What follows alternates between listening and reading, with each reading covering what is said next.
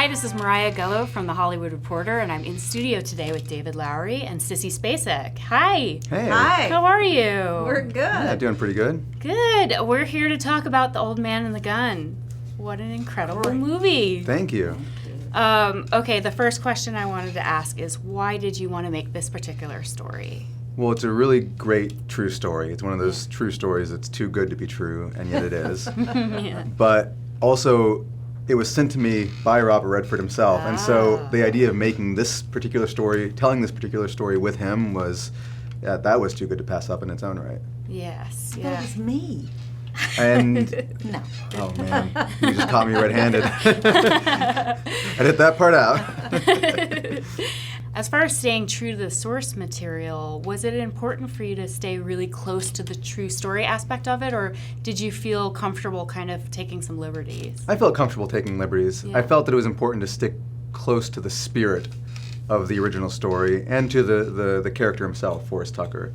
He was a fellow who really self-mythologized. You read that original New Yorker article and you see this is a guy who saw himself as a movie version of a bank robber instead of a real bank robber. And so what I thought was, why not just tell the story that he would have wanted to see? Right. It's too bad he's passed on. Yeah, He would have loved to.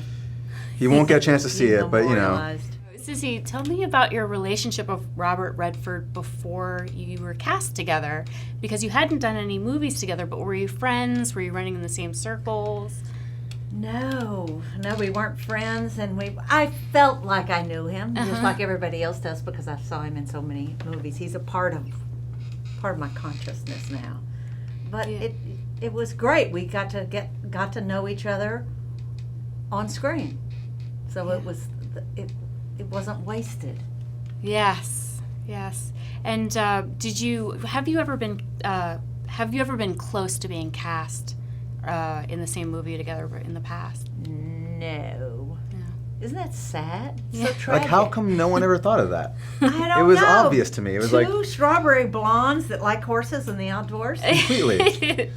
You know, I wanted to ask you that because there are some horseback riding scenes. Who's the better rider? Oh, he is. Hands down. But you're no slouch yourself. Thank you, David.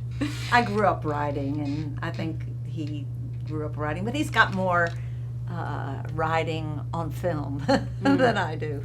Right, He you knows, s- yeah, he knows how to sit on top of a horse in a close-up in a Exactly. very You particular sure way. do. He's a fantastic rider. Yeah, that's very true. Tell me a little bit about the chemistry between Tucker and Jewel. The chemistry between well, not the chemistry between Robert and me. Well, yeah, Between Tucker that and- too. They're very inseparable at this point. I think Tucker and Jewel had a lot of, their whole relationship was based on a lie. First of all, come to find out, he didn't even stop to help me with my truck. He was trying to dodge the police. And he What a revolting development. he also completely told you a false name. Never let up let on. let up. Yeah. He's not one for truthfulness, correct. Yeah. But why do we still like him? There's something about him. There's something about him. Because he's charming and he's polite and he's funny and And he's got some strange version of integrity that is impossible to deny. That's what I find. That's how I reconcile it with myself. yeah, but he has his own formula. Mhm. for A very integrity. specific formula that works just for him. I think, I always thought that Jewel gave him a safe place to fall. But he just didn't stay down. He wanted to, he just had that itch that he had to scratch. It was too quiet on the farm for him. Yeah. Yeah. And And- it's what he knew, robbing banks. Yeah. That's what he knows. He knows it well. Yeah. David, can you tell me a little bit about cultivating the chemistry between Sissy and Robert? Part of it was in the script, I think. I was trying to write parts that both you and Bob could play. And in doing so, I kind of just had this idea that there would be this rapport between you, and I wanted to develop that. And I did that partially on the page, but then a lot of it was just Oh, I thought it was on the page. I'll say like 50% of it was on the page, but then there's that extra 50% that I was just counting on being there. And I remember we got there for that first, hour or two of rehearsal we did. No, we had 1 or 2 hours of rehearsal, period, for the entire movie. And we ran through that diner scene. And I just remember thinking, like, okay, we need to stop before, we get too far, because it's already so good. It's already, you feel that electricity in the air already, and we just needed to start shooting. So we put the rehearsals to a stop and got down to shooting. And one of the great things we did with this film, one of the luxuries we had, was that we were able to shoot all of Sissy's scenes with Bob in sequence. So it began. That was so amazing, because then it unfolded. It just. Yeah. was You such got a to know each other luxury. on camera. Yeah. Yeah, because we didn't hang out and we didn't chit chat. We just got to know each other through Jewel and Forrest, or whatever the heck his real name is. Bob Callahan. Bob What a Callahan. liar. What a liar. You're so right. The other thing about Jewel is that she is kind of very loosely based on a real life character, but is her own character, because it's based on his wife, but not at all like his wife, and does not play his wife in the movie. What is it that you like about Jewel? I mean, she really is a character that's kind of made for you.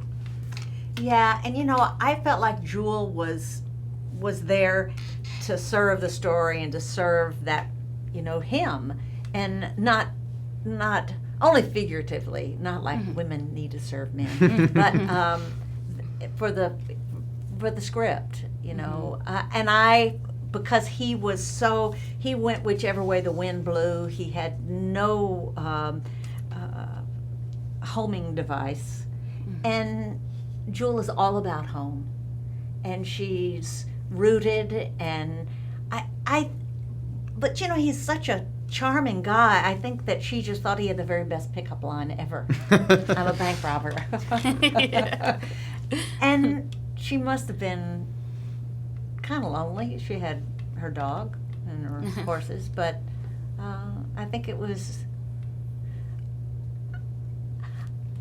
I think she never gave up who she was for him. She didn't, she was old enough to know better than to run off with him, and she wasn't gonna become a criminal just because he was. Right.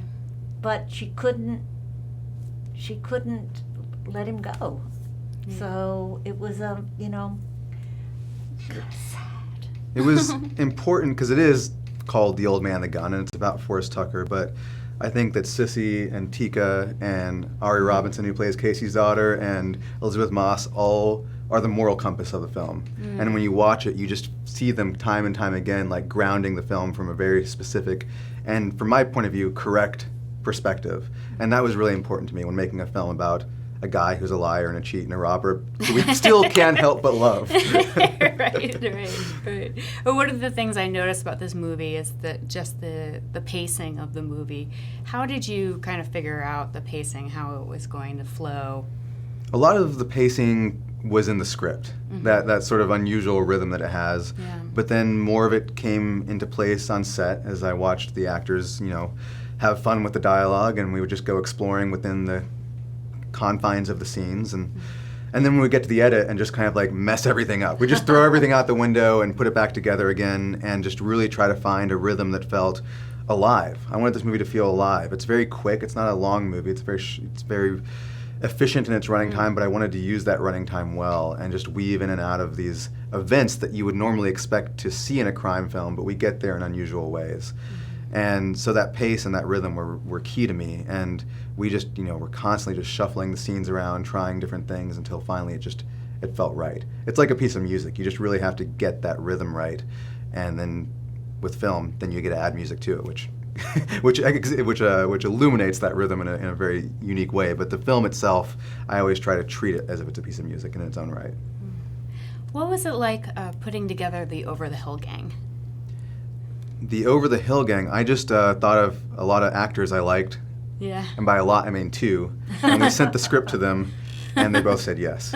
It was incredible. Like, I still can't believe they both agreed to come be a part of this, because they've been heroes of mine for so long.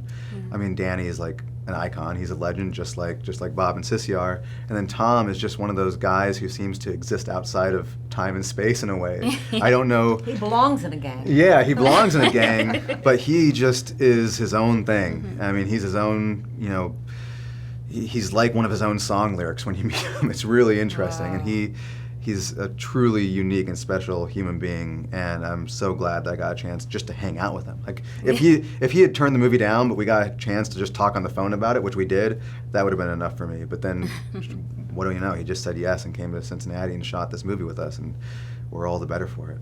And were Tom Waits, Danny Glover, and Robert Redford comfortable with each other? Was it? Oh, yeah. I mean, they had known, I think Danny and Bob had known each other a little bit, and of course everyone has admired Tom for so long, whether they've met him or not, that it all clicked into place instantly. And, as you see in the movie, they just have this ease and comfort around each other. They're just like three old friends hanging out. This guy has a very relaxed set.